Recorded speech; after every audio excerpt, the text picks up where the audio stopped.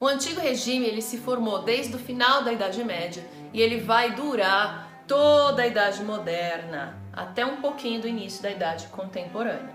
Basicamente, quando a gente fala de antigo regime, a gente está falando da França, mas outras monarquias europeias também tinham uma sociedade nesses parâmetros. O termo antigo regime é utilizado para denominar o sistema político e social da França anterior à Revolução Francesa. Nessa época, o governo era aristocrático com o controle centralizado nas mãos dos reis. Além da França, outros países da Europa também viviam sob esse regime, porém, ele é comumente utilizado para identificar o Estado francês. O sistema se estabeleceu na França depois da Guerra dos 100 Anos, que começou em 1337 e só terminou em 1453. Na época, França e Inglaterra brigavam pelo trono da França. Mesmo em maior número, os franceses perderam importantes confrontos nessa guerra. E além da devastação causada pelos conflitos, não só a França, mas boa parte da Europa sofreu com a chamada peste negra. Assim, mesmo saindo vitoriosa da guerra, a França ainda tinha que lidar com diversos problemas internos do seu reino, surgindo a necessidade de se reorganizar politicamente. Então vamos para as características. Primeira, essas monarquias eram absolutistas. Então as monarquias europeias tinham um rei, este rei considerado escolhido por Deus e, portanto, não se poderia contestar esse rei. E esse rei tinha poder total, poder absoluto. Nesse contexto, crescia também em toda a Europa uma tendência de enfraquecimento do poder dos nobres e fortalecimento do poder dos reis, que durante o período medieval tinham autoridade quase nula. Em alguns países, como na França, por exemplo, os monarcas contaram com o importante apoio da burguesia nascente, que tinha forte interesse na centralização política. Afinal, a padronização de pesos, medidas e moedas e a unificação da justiça e da tributação favoreciam o desenvolvimento do comércio. Com esse movimento, a nobreza, sem forças para se impor, acabou por aceitar a dominação real. Aí, a partir disso, os reis puderam obter para si todo o controle político, econômico e militar da França e de outros países europeus também.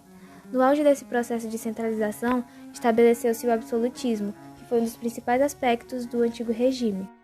A política do antigo regime se caracterizava pelo absolutismo. Esse regime concentrava a autoridade política na figura do rei, apoiando-se na teoria do direito divino, desenvolvida pelo filósofo Jean Bodin. Nesse sistema, o rei centralizava as decisões do executivo, legislativo e judiciário. Para isso, ele era apoiado pela Igreja Católica.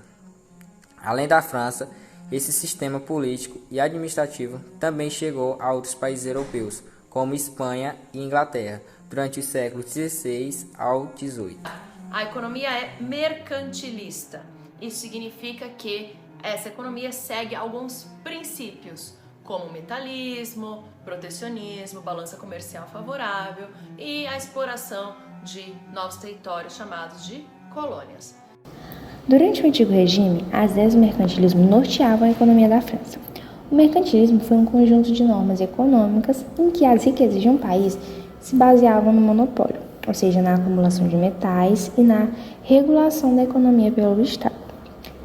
Segundo esse regime econômico, a fonte de riqueza de uma nação deveria se amparar no comércio com o mercado exterior e no acúmulo de metais preciosos. Terceira característica, esta sociedade é estamental, significa que ela é dividida em 3 classes sociais e não há mobilidade social, ou seja, a pessoa da classe X não pode ir para a classe Y. Vamos entender essas classes sociais.